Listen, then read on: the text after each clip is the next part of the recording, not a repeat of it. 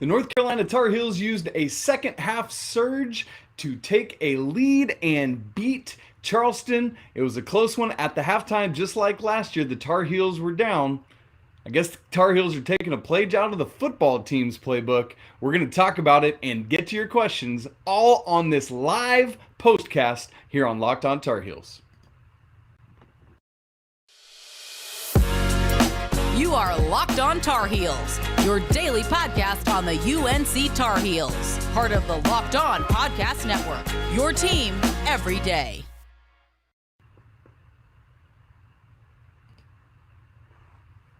All right. Hey, welcome into Locked On Tar Heels postcast. It is great to be together. We're going to spend just about 15 minutes or so. We might go a little bit longer depending on how things shake out. But man, North Carolina taking a page out of the football team's playbook. That football team that has been down at the half in 3 straight games, made great halftime adjustments and come back to win. That's exactly what the basketball team does tonight. Down 7 at the half to Charleston. They were down 6 at the half to them last year, but come out in the second half, and it is the Caleb Love and Armando Bacot show. So I've got a four corners takeaway for you. That's what we always do with our basketball game recaps in a way to honor Coach Dean Smith. So we'll do that. I want to look also at what are some of the things from game 1 that were a bit troubling. Did they continue tonight, or did Carolina turn a page with it? Then I want to make sure to take some questions from you guys and see what you are curious to know coming out of this game. All right, so we got to start with these two guys that I just talked about. Carolina, again, down 7 at the half, 50-43. At that point, Armando Bacot has 1 point and 1 rebound. And then we come out in the second half, and there is, it's just a Caleb Love and Armando Bacot blitzkrieg. They had the first 18-19, I can't remember exactly, points of the second half. When Carolina had 37 points, that the duo had 31 of them by themselves. I mean, it was just absolutely ridiculous. So Armando Bacot, who at halftime had 1 point and 1 rebound, finishes with 28 and 6. 28 points, 6 rebounds. That's impressive. Caleb Love, oh my goodness, this guy, 25 points, 9 rebounds, 6 assists. We're starting to flirt with a triple-double kind of look there. Also, only 1 turnover. That's the other thing. 6 assists, 1 turnover for Caleb Love. You love to see that. He also had a block and 2 steals in 37 minutes. You don't love that as much, but hey, you'll take it. Carolina wins 102-86. So that is Four Corners number 1. Armando Bacot and Caleb Love put on an absolute clinic in the second half. Number 2 of our Four Corners quick immediate reactions recap. What a night for Leaky Black, right? This guy comes out, starts the scoring for Carolina with a 3. Hits 2 first half 3-pointers, finishes with 15 points, 1 off his career high. His high last year was 13. It was his junior year where he had 16. And so you love to see it from Leaky on a perfect 6 for 6 from the field, 2 for 2 from 3, 5 rebounds, a block, and a steal. Interestingly, no assists from Leaky tonight, but also no turnovers. And so that is a really encouraging sign there. And so that's number 2. Great night for Leaky. But perhaps more importantly, the thing we're always looking at with Leaky is not only what does he do offensively, but what does he add on the defensive side of the court. Remember, anything he steals away from an opposing team's best scorer is essentially points added for the Tar Heels, right? Like it's a net gain for the Tar Heels. So Ryan Smith, who's the Aussie, the leading scorer, the leading returning scorer as well for Charleston, had 19 against the Tar Heels last year, 24 in the Charleston's first game of the season against University of Tennessee, Chattanooga, the Mocs. Tonight, with Leaky Black on him mostly, Ryan Smith finishes with a grand total of 3 points, one made three. I believe it was in the second half. And so Leaky Black doing what he always does right out of the gate, just wreaking havoc for the opponent's best score. And so you love to see that from a guy that averaged 12 points a game last year in Ryan Smith. Leaky just absolutely shuts him down. All right, on to our third takeaway from our four corners takeaways is this. The Tar Heels have done great in taking care of the ball. They did have some sloppy turnovers in the first game, but had single-digit turnovers now in back-to-back games to start the season. The pace the Tar Heels play at, to only have 9 turnovers against the first game against UNC Wilmington and only 8 turnovers tonight, you're really encouraged by that. And you expect to see it, quite frankly, with RJ Davis, Caleb Love, and then you bring in somebody of Seth Trimble's caliber to be another ball handler. That is really impressive stuff from the Tar Heels. You love to see what they're doing there, taking care of the ball. If they can continue that trend, I mean, it's not going to happen every game, let's be honest about that. But as often as you can do that, man, that's what the Tar Heels need to be. All right, the fourth of the four corners takeaway. Once again, I want to talk about the freshman. Once again, no Jalen Washington in this game. Still kind of coming back from his high school knee injuries. Honestly, I think he's going to be back before Puff Johnson is. He looks more ready to go at this point. But what I want to do is talk about the aggressiveness of the two freshmen that are playing right now, and that's Tyler Nickel and that is Seth Trimble.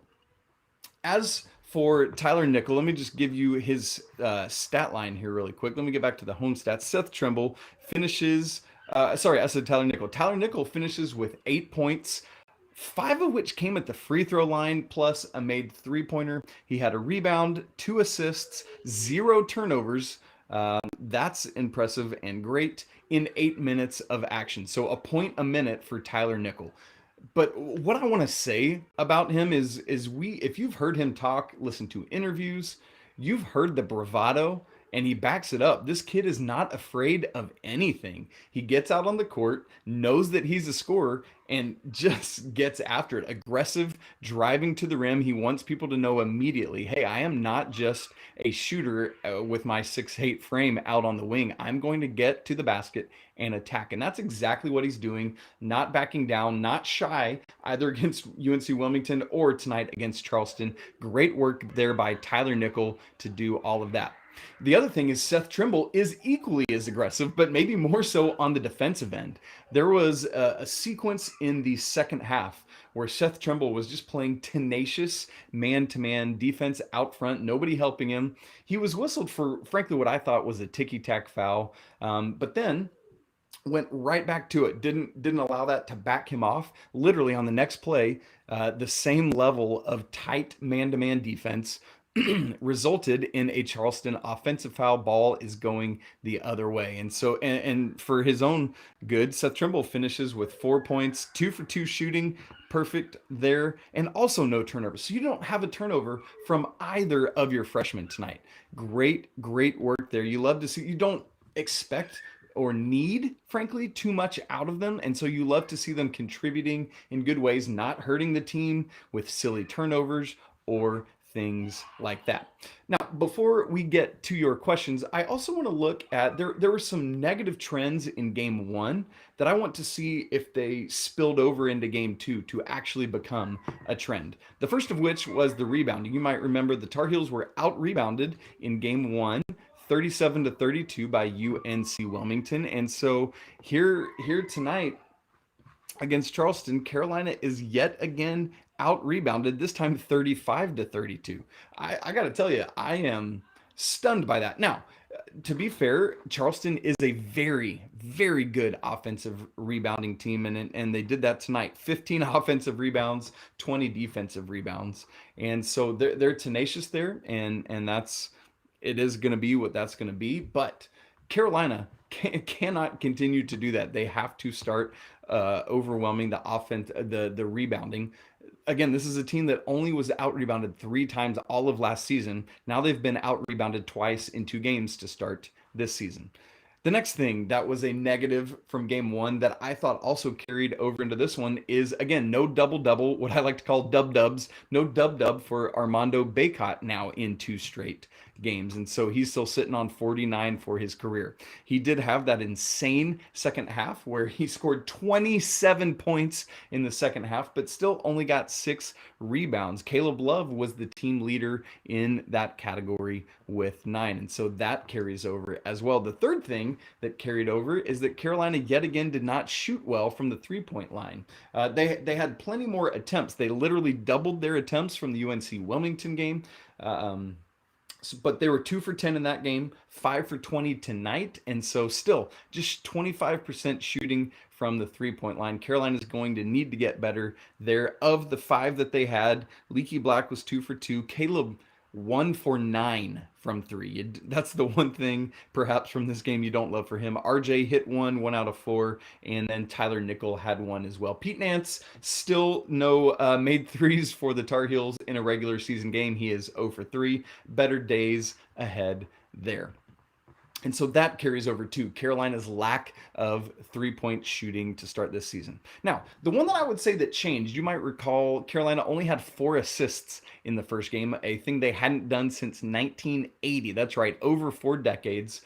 Tonight, they had 14 assists on 35 made field goals, so under half, but 10 more than they had the other night. I thought the second half they looked a lot better. The first half, when things weren't going well, I thought a lot of it was reverting to one-on-one offense, and that's just not what you want to see. And so I believe Mark Schrader and I were tweeting at each other before the game, and I gave him an over-under of 12 for assists, and he went with the over and was right.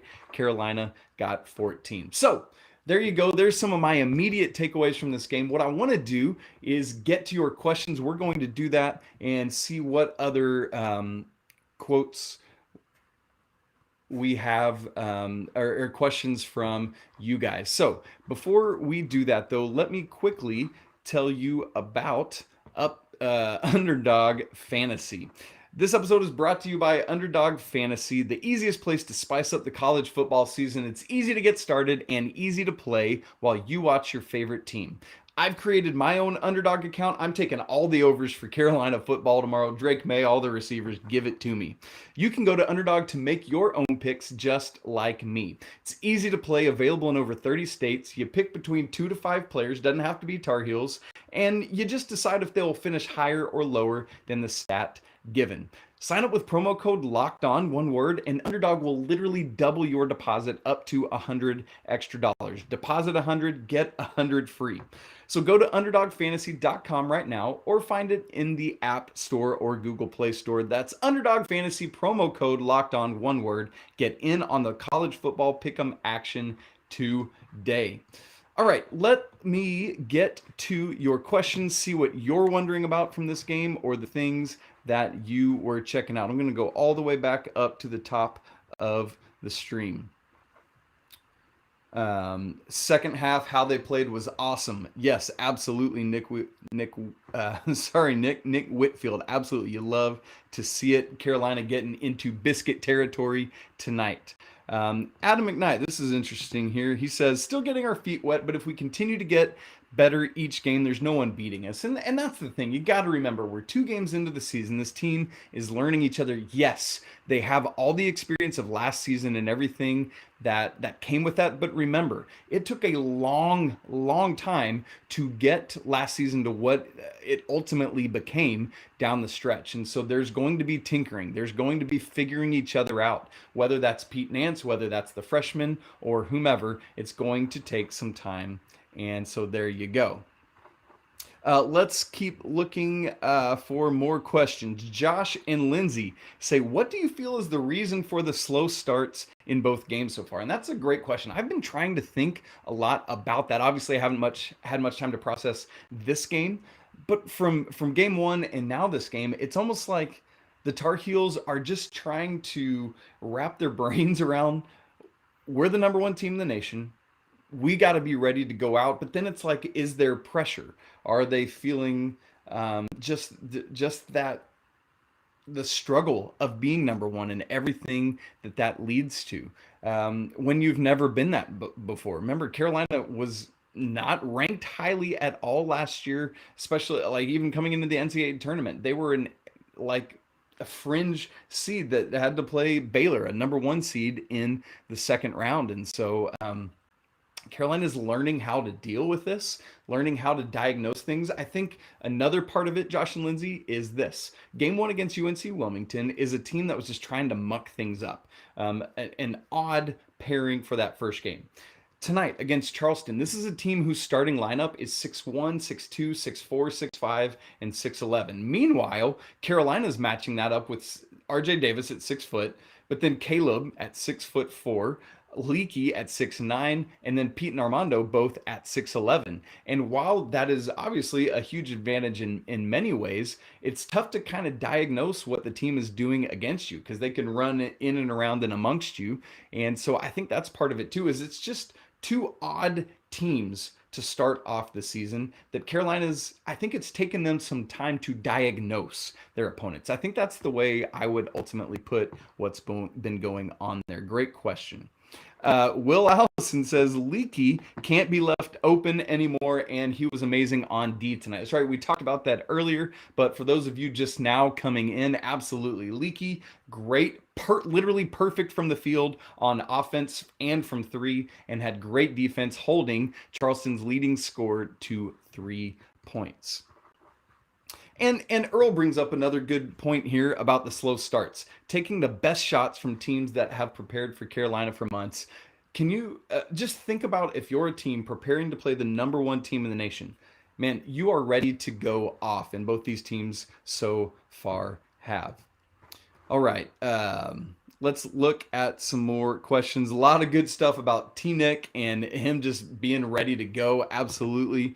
And here's a big one from Yam Brown, and he says he or she, I guess I shouldn't assume it's a he, we need to get Puff back out there. And that's absolutely true. I said it, I tweeted this in the first half of the game. The Tar Heels, I think, would have been much better prepared to handle this type of team with Puff Johnson healthy and in the lineup. It just, the personnel that Charleston had called itself to have somebody like Puff. Like you saw the impact Seth Trimble was able to come in and have again defensively now in 2 straight games. And I think Puff would have played a monumental role against this. Rob M, it's always good to see Rob in here, and this is true about this College of Charleston team as well. So Pat Kelsey, Charleston's coach, this is his second year at Charleston, had been at Winthrop for many years before that. Great teams there. Comes in last year, first year at Charleston, has the second fastest team in the nation. They're just scrappy. They play hard, played a bunch of freshmen. And Rob says they're a bad matchup for UNC, made our bigs play away from the basket. I think that's part of Mondo only having 1 point and 1 rebound in the first half. They basically rendered him ineffective in the first half, and clearly Carolina made halftime adjustments, were able to get into Mondo early and often to just let him impose his will down low. He had a chance at least 3 3-point play and ones. Didn't convert the third, but did a lot of work. Obviously spent a lot of time at the free throw line tonight. Let me get back and look at what that was. 8 for 12. Caleb was 8 for 11 at the line. Tar Heels as a team 27 for 38. You'd like that to be a little higher, but still over 71% as a team, and you'll take it. Let's keep looking through questions here. Rob also says that he gets some Kobe White, a little shorter Kobe White vibes from Trimble. He may take longer to get going, but he's going to be a very good player for UNC. Absolutely. I don't think the truth about Trimble is that he is not yet the offensive juggernaut that Kobe White was, but has just some of that I'm going to go out and get it attitude that Kobe had, and I get those same vibes. Rob's also telling me my mic keeps messing up my focus. I'm sorry. I just can't quit looking at it, Rob. Oh, man, what a beautiful mic. Sorry, I'm messing with you now. Yam, we've already had something from Yam, and you love to see this. He says, I love Hubert's fire. That's right. This guy in game 2 is already locked and loaded and going and not taking it from his team when they back down. Had a second half timeout where he was furious at the boys for how they were playing. Rob has a question later here, says, are we giving up all these offensive rebounds because Bacot is having to help out on drives when our guards can't stay in front of the ball? Somewhat. Like, there was a play, I forget which half it was in, where I don't think he had to help out. He chose to come across the lane and help out to try to block a shot. I didn't think he needed to try to block the shot. But then in doing so, he cleared out the other side, leaving Charleston open for a wide open offensive rebound. So you had a lot of that. I think there were also issues because, quite frankly, in the first half, Charleston was just being scrappier, getting to the ball, swiping at it. If Carolina didn't get it up top, as the ball fell, Charleston was right there on it, doing what they needed to do. They utilized, you probably noticed as you watched this game, they utilized their guards really well in the post. Particularly against, while Carolina had size matchups, advantages, I should say, all over the place. One place they didn't was RJ Davis, and Charleston was able to take some advantage of the 6 foot even RJ Davis tonight. And so there is that. Let's see if we have any more questions. Here's one from Will. That says, I like what I'm seeing from Dunn. Do you see him and Styles having more of an impact going forward? I think so with Dunn, maybe more so than Styles, just what we've seen so far. Let's look at their numbers from tonight. Dunn had 4 points. It was all pretty early in the game. Dunn played 8 minutes. Styles just 5. Styles only had 3 minutes in the first game, so he has not gotten in very much. And in fact, Carolina played 9 guys again tonight. You would expect it to be 10 if Puff was healthy and 11 if Jalen was healthy. But here's what I'll say about Dunn right out of the gate. He is looking more confident already than any time I saw last year. Like, the poise he had, the shots, the 2 shots he made in the first half, I thought he just looked cool, calm, and collected. It's clear that Coach Davis trusts him more this year, and I think maybe less so Dontrez. And so as it stands right now, I think Dunn is going to have more of an impact than will Dontrez Styles, particularly so once Puff Johnson is back in the mix. I think that probably cuts into both of their minutes, but more so Dontrez Styles than DeMarco Dunn. So great question there from Will. Let's see if there are any others. Joshua asks about the getting out rebounded. He says, do you think being out rebounded had anything to do with playing the young guys so much? Do you think Bacot has digressed as far as rebounding? Let's take those one at a time. I don't think it necessarily has anything to do with the young guys. Again, I think it really has more to do with the 2 opponents Carolina has played so far. Again, this is a scrappy offensive rebounding team that the Tar Heels played. And Carolina, I think, too, with that of getting out rebounded, is just trying to figure out what that looks like. Again, Caleb Love was the leading rebounder tonight with 9 of them. And so moving then to the second question, do you think Bacot has digressed or regressed as far as rebounding? I don't think so. Game 1 was a function of foul troubles. He would have had a double-double if he wasn't missing most of the second half. As to tonight, I think Charleston was just pulling him around so many different ways that he just wasn't finding the rebounds. And I'm not sure what, because it's not like Nance is taking a bunch of them away. Pete Nance had 1 rebound himself. So yeah, to back up what I just said there, Pete Nance, only 1 rebound, 5 for Leaky, 9 for Caleb, 3 for RJ, 6 for Armando. This is one that I want to reserve a little more judgment on before I make a call about what's going on with Mondo. But it's eyebrows raised, right? I'm curious of what's going on. Let's see if we've got some other questions. Tony Dowd, always good to see Tony diving in and checking in. Great to see you, Tony. What will other teams do now that they realize they gotta guard Leaky? Scoring threat from every position now. This will be the new norm. Listen, if that is true and Leaky is going to be more consistent game in and game out, not just the havoc he's causing on the defensive end, but also on the offensive end, that becomes, man, another dynamic potential score that you got to watch out for. Because I think one of my questions offensively has been, you got Armando, you got RJ, you got Caleb. Who then is option four? Not necessarily the fourth option, but option four in terms of having four big time offensive threats as you did last year. So not who becomes Brady Manic. I'm not asking for that, but I'm asking who can score at that level. I don't know that Leaky's going to be able to do that every night, but certainly at a higher level. And boy, what that does to a team's scouting for the Tar Heels is tough. If Tyler Nickel continues to be as aggressive as he has been so far, he's going to get some of that offense as well. But man, if teams are going to have to, like last year, teams are helping off of Leaky. That's I think probably the biggest thing in this question. If Leaky can become consistent enough where teams can't help off of him anymore, boy, that's good. Stay vigilant. Am I the only one worried that we're the only top 10 team not blowing these teams out? No, I'm not concerned, Vigilant. Honestly, look, Gonzaga almost just lost while Carolina was playing tonight, had a 12-point deficit in the second half to Michigan State. Now, I know different level of competition, but that's the truth of the matter there.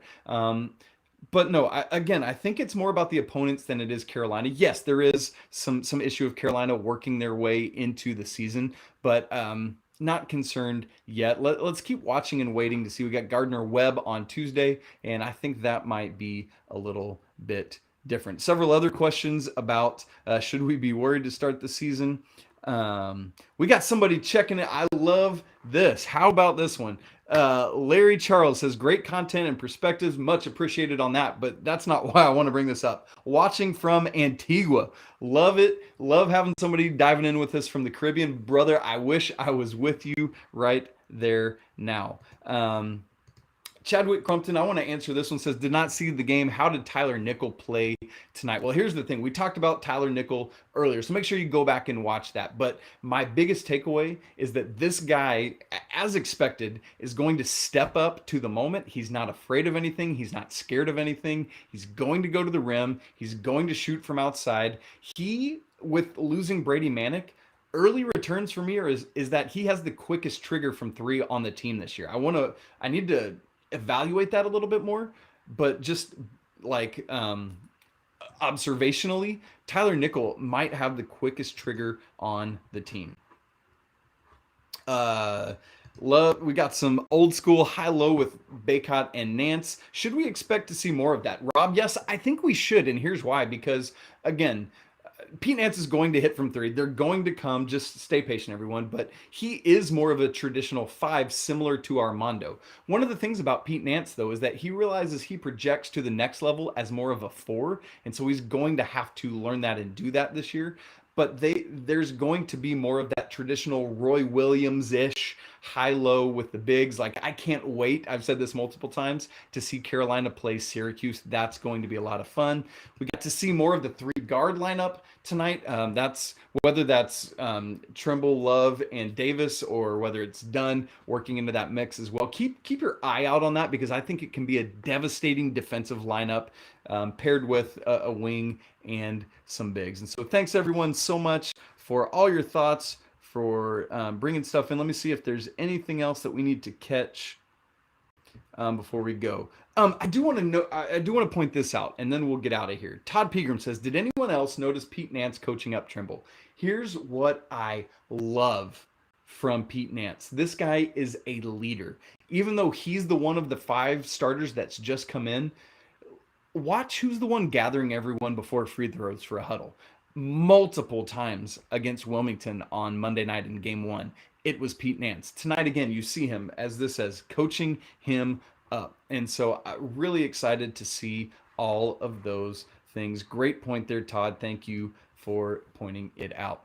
Well, folks, it's great to be together for a postcast. We'll do this as often as we can this season in the 10 to 15 20 minutes following Carolina's basketball games. So make sure you tune in with us. But as for tonight, we'll have more on the game on Monday's show, of course, and the football game against Wake Forest tomorrow night. Big stuff there. I want to thank you all so much for tuning in with me. Make sure that you follow the show on Twitter at Locked On Heels. Follow me on Twitter at Isaac Shade. You can see it there below. And Make sure to follow the new Locked On College Basketball, National College Basketball, co-hosted by myself and Andy Patton, the host of Locked On Zags. Would love to see you there with us. Please, if you're watching, subscribe. You already are. Would love it. Smash the like button. Leave some more comments as you continue watching. But for tonight, I want to remind you that it's always a great day to be a Tar Heel. Until next week, peace.